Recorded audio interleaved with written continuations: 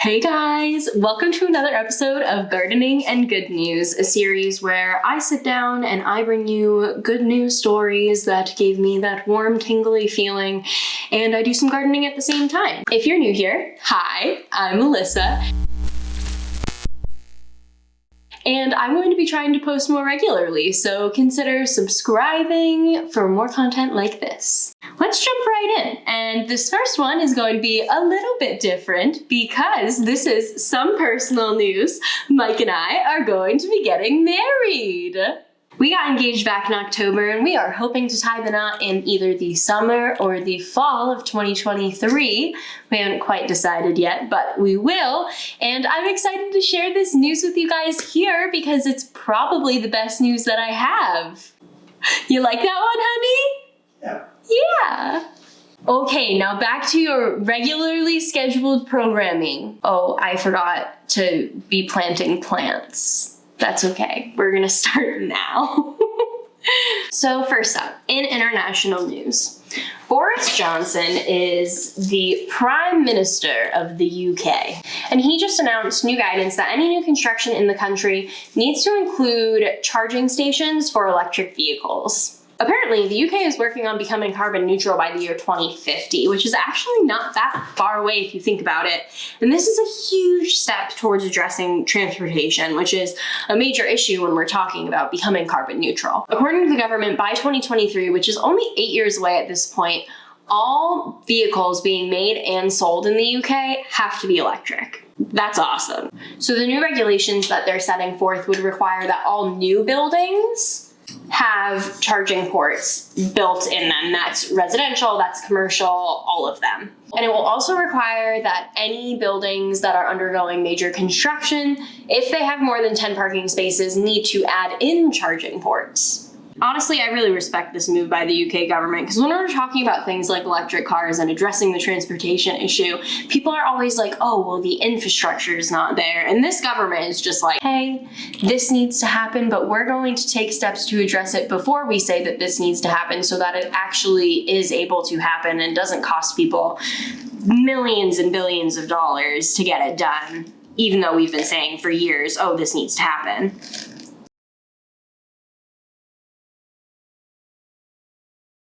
Number one done, huh? And on to our next plant and story. This is some type of alocasia. We're gonna try to fix you. All right, so this next one is kind of riffing off that last one, and that is that Toyota just announced that its 2022 Tundra is going to have a hybrid option. So this hybrid engine is an option. You don't need to get the truck with it, but it is more powerful than their V8 by 56 horsepower. Whatever that means. And this is a great example of putting your money where your mouth is because as the consumer, we've been asking for more options like this and saying like, oh, we're going to need electric vehicles in the future. And Toyota's coming through. They're saying, okay, we hear you. Here is an option. As Americans, we really do love our trucks. And while it's not perfect by any means, obviously it is still a truck. It's not getting the best gas mileage. I kind of hesitated putting this one in there, but I did want to highlight it because I like Toyota as a brand. Their product is really good. Their cars last forever. So it is a step in the right direction.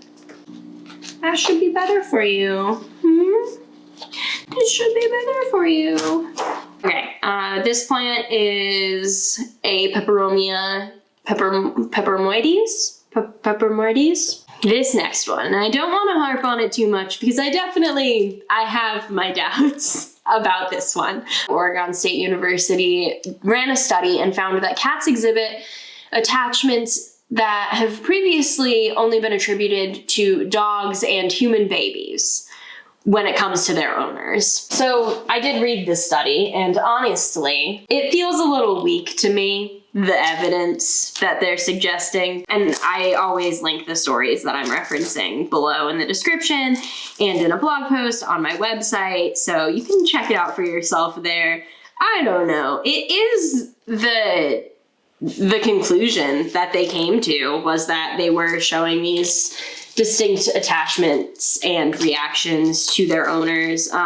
So that's cool. If you're ever wondering, you know, like, does my cat miss me? Do they give a shit? Research is suggesting yes, they do. Maybe they're just too cool to show it.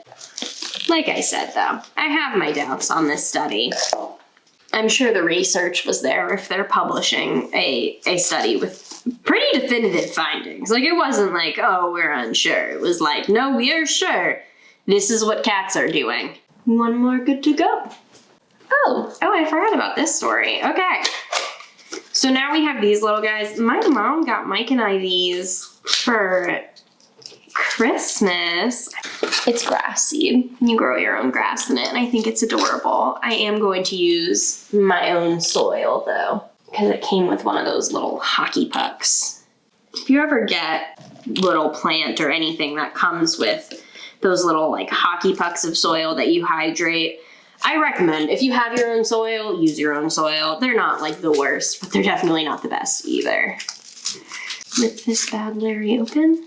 There should be some grass seeds on the inside here. Aw, that's so cute.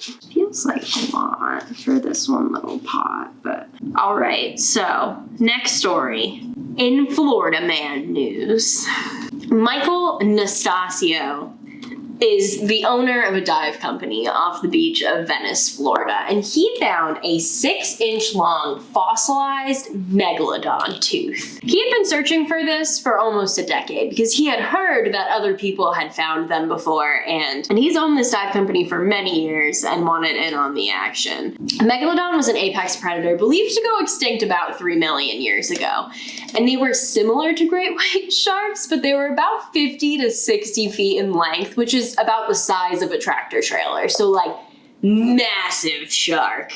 Very cool. So when I read this story, I was like, this is the freaking coolest thing I've ever heard in my entire life, because I love Megalodon. I think that it's so cool. I just love sharks in general. Apparently, though, Megalodon teeth are not uncommon. Like, you can find them in North America, and many have been found off the East Coast. And I guess in a way this kind of makes sense because shark teeth are really interesting. They regenerate like up to 20,000 teeth in their lifetime. They are able to lose teeth, and they have, if you look inside a shark mouth, they have like rows upon rows, where we just have like top row, bottom row. They have like top row, bottom row, and then like rows behind it in case they lose a tooth. The one behind it just like pushes forward. So they have tens of thousands of, they have up to 20,000 teeth in their lifetime. It's not crazy that you would find one of these teeth because they did lose them often, but it is really cool to find something that is quite literally millions of years old. And to me, this is exciting because that means that there's a chance that I could find a Megalodon tooth, and that just makes my brain explode. That'd be so cool if you owned a Megalodon tooth. Like, oh, so freaking cool. All right, so now these last plants, this is my propagation box for all of my succulents, and I'm going to give them a new pot and a space to call their own. They are no longer propagating. They are becoming their own little babes. My last story of the night. So this is actually an update of the first gardening and good news that I did. And if you missed that video, I'm going to link it up here, up here, up here.